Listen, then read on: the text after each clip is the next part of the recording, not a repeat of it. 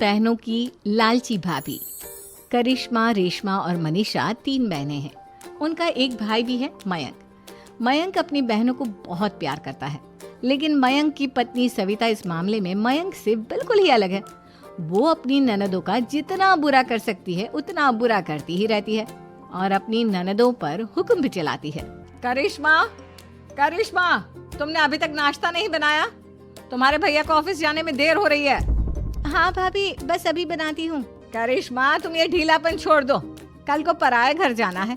वहाँ अगर तुम इस तरह से काम करोगी तो लोग क्या कहेंगे कि माँ ने और भाभी ने कुछ सिखाया नहीं। और तुम्हारी दोनों बहनें कहाँ है?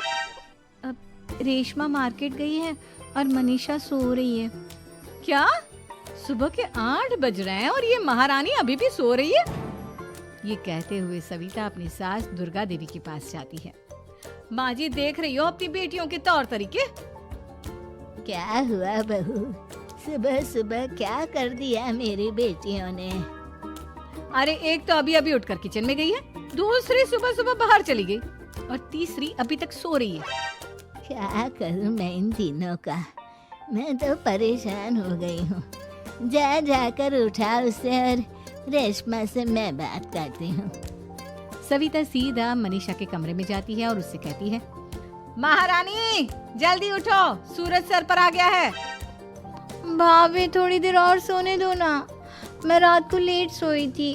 वो क्या ना, यूनिट टेस्ट चल रहे हैं। शराफत से उठती है या नहीं, या फिर पानी की भरी बाल्टी डालूं तेरे ऊपर? नहीं भाभी, मुझे बिस्तर में नहीं नहाना, उठती हूँ मैं। मनीषा जल्दी से उठकर बाथरूम में चली जाती है। सभी आराम से बैठकर नाश्ता कर रहे होते कि तभी रेशमा बाजार से हाथ में सामान लिए आ जाती है। रेशमा को देखते ही सविता उस पर बरस पड़ती है। लो, आ गई महारानी। ऐसा भी क्या सामान लाना था जो सुबह आंख मलते ही बाजार की तरफ रवाना हो गई? भाभी, कल आप ही तो चीख रही थी कि घर का सारा सामान मुझे ही लाना पड़ता है, घर में किसी को भी किसी काम से कोई लेना देना नहीं है। अब मैं बाजार जाकर सामान ले आई तो आपको इस बात से भी तकलीफ हो रही है? देख रही हो माँ जी, अपनी बेटी की जुबान कैंची से भी तेज चलती है। और मयंक, आप तो कुछ कहेंगे नहीं अपनी लाडली बहन को। रेशमा, अपनी भाभी से ऐसे बात नहीं करते। चलो माफी मांगो। भैया, मैं क्यों माफी मांगू? आप भाभी से बोलिए ना कि हम पर कम हुक्म चलाया करे। हम इस घर की बेटियां हैं और आपकी पत्नी की ननद है, नौकरानी नहीं। लो कर लो बात। इनकी भलाई के लिए कुछ भी बोलो तो इन्हें बुरा लग जाता है। इस घर में यही इज्जत है मेरी। देख लो माँ जी, आपकी बेटी किस लहजे में मुझसे बात कर रही है। सविता वहाँ से चली जाती है। मयंक को बहुत गुस्सा आता है, वो भी वहाँ से चला जाता है। फिर करिश्मा रेशमा को समझाती है, रेशमा, तुम्हें भाभी से माफी मांग लेनी चाहिए थी ना। लेकिन दीदी, मैंने कुछ किया ही नहीं तो मैं माफी क्यों मांगू? हाँ करिश्मा दीदी, रेशमा दीदी जैसे ही घर में आई भाभी ही उन पर चिल्ला रही थी। हाँ, मैं मानती हूँ कि गलती भाभी की थी। मैं तो इसलिए बोल रही हूँ कि भाभी ने माँ को तो पूरी तरह अपने वश में कर लिया है। वो हमारी बात सुनती ही नहीं। मयंक भैया हमारे लिए हमेशा खड़े रहते हैं, इसलिए उनकी बात का मान तो तुम्हें रखना चाहिए था ना। कोई फायदा नहीं दीदी, कुछ दिनों की बात और है, भाभी उन्हें भी हमारे खिलाफ भड़का देंगी। फिर वो भी माँ की तरह हमारी किसी बात का विश्वास नहीं करेंगे। इसी तरह सविता अपनी तीनों ननदों को किसी न किसी बात पर परेशान करती रहती थी। एक दिन मयंक अपनी तीनों बहनों के लिए गिफ्ट लाया। क्या रेशमा, ये तुम्हारे लिए हार का सेट। रेशमा, तुम्हारे लिए सुंदर सी ड्रेस। और मनीषा, तुम्हें किताबें पसंद है ना, तुम्हारे लिए किताबें लाया हूँ। थैंक यू भैया। थैंक यू भैया। थैंक यू भैया। करिश्मा, तुम्हारा नेकलेस कितना सुंदर है, ये भैया कहाँ से ले आए होंगे? मैंने भैया को 3 दिन पहले फोन पर ये डिजाइन दिखाया था और आज भैया ये ले आए। सविता तो अपनी ननदों के गिफ्ट्स देखकर जल गई और करिश्मा का नेकलेस तो उसे भी बहुत पसंद आया था। अपनी बहनों के लिए कितना अच्छा नेकलेस लेकर आए हैं, मुझे कभी कोई गिफ्ट नहीं दिया। मैं आज ही ये हार चुरा लूंगी। रात में सविता करिश्मा का हार चुरा लेती है और इसी तरह उसे अपनी ननदों की जो भी चीज अच्छी लगती वो उसे मांगती नहीं, बल्कि रात के अंधेरे में चुरा लेती।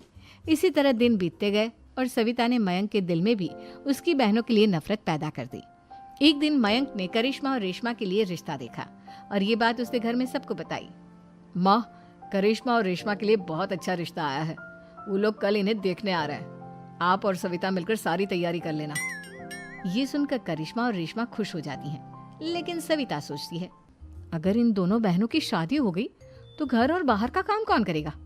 मनीषा तो एक नंबर की कामचोर है, उससे तो किसी बात की उम्मीद लगाना ही बेकार है। मुझे इस शादी को रोकना होगा। अगले दिन सभी लड़के वालों के स्वागत की तैयारी करने में लगे होते हैं। तभी मयंक अपनी बहनों से आकर कहता है, तैयार हो गई तुम दोनों? देखो दोनों लड़के बहुत अच्छे हैं, मैं कोई कसर नहीं छोड़ना चाहता, इसलिए तुम उनके सामने अच्छे से बिहेव करना और अपनी भाभी से लड़ने मत लग जाना। करिश्मा, तुम वो नेकलेस पहन लो ना जो मैं तुम्हारे लिए लाया था। भैया मैं बहुत देर से वो नेकलेस ढूंढ रही हूँ, लेकिन मुझे मिल ही नहीं रहा। क्या तुमने नेकलेस खो दिया? तुम्हें पता भी है वो कितना महंगा था? तुम कोई काम ढंग से नहीं कर सकती। मयंक गुस्से में वहां से चला जाता है। थोड़ी देर बाद लड़के वाले भी आ जाते हैं। वो दोनों बहनों को पसंद कर लेते हैं और रिश्ता पक्का हो जाता है। लेकिन सविता के दिमाग में तो कुछ और ही खिचड़ी पक रही थी।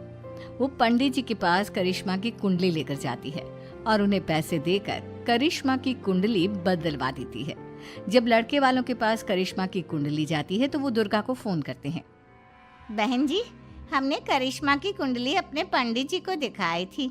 आपकी बेटी की कुंडली नहीं बल्कि दोषों का पिटारा है। देखिए, मैं और मेरे पति इन सब बातों में बहुत विश्वास करते हैं, इसलिए हम आपकी बेटी से अपने बेटे की शादी नहीं करा सकते। इस तरह करिश्मा का रिश्ता टूट जाता है और सभी घर वालों को बहुत दुख होता है। अब कविता सोचती है, चलो करिश्मा का तो रिश्ता टूट गया, अब रेशमा का भी रिश्ता तोड़ना है। क्या करूं? अब सविता आवाज बदलकर किसी अननोन नंबर से रेशमा के होने वाले ससुराल में फोन करती है। हेलो, मैं कौन हूँ कौन नहीं ये आपके लिए जानना जरूरी नहीं।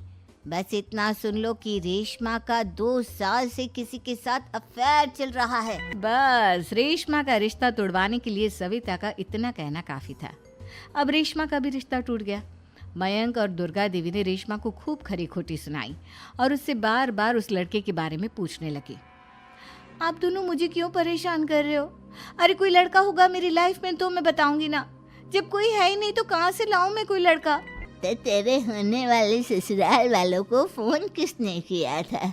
माँ मैं नहीं जानती किसने फोन किया था, मैं सच कह रही हूँ। मैं तो पहले ही कह रही थी इसकी लगाम खींच कर रखो, लेकिन मेरी सुनता ही कौन है।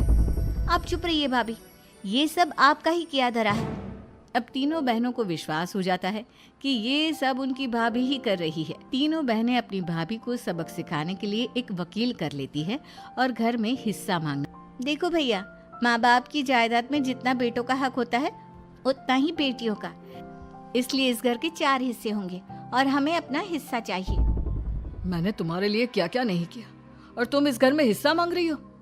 भैया, आप और माँ हम बहनों की कोई बात नहीं सुनते हो और भाभी हमारी शादी नहीं होने देगी क्योंकि उन्हें लगता है कि आप हमारी शादी में ज्यादा पैसा लगाओगे और उन्हें हम जैसी फ्री की नौकरानी कहाँ मिलेगी। तो हम भाभी के साथ तो रह नहीं सकते, हम बहनों को अपना हिस्सा चाहिए। अरे तुम्हें शर्म आनी चाहिए अपनी भाभी पर ऐसा इल्जाम लगाते हुए। वो तुम्हारे बारे में कितना सोचती है। हाँ माँ, भाभी हमारे बारे में बहुत सोचती है, दिन रात बस यही सोचती रहती है कि किस तरह से अपनी तीनों ननदों को परेशान करूं और कभी मुझे पढ़ने भी नहीं देती। दोनों बहनों का रिश्ता भी तो इन्होंने ही तोड़वाया है और रात में हमारे कमरे में आकर हमारी चीजें भी चुराती हैं। इसी तरह सविता की तीनों ननदें अपनी बात पर अड़ी रही। अब कोर्ट में तारीख भी शुरू हो गई। जब सविता को लगा कि उसकी तीनों ननद इतनी आसानी से नहीं मानने वाली, तो उसने अपने पति और सास को सारी सच्चाई बता दी और अपनी तीनों ननद से माफी मांगी। मयंक और दुर्गा को भी अपनी गलती का एहसास हो गया। अब सविता खुद करिश्मा और रेशमा के लिए अच्छा रिश्ता ढूंढती है और उनकी शादी करवाती है।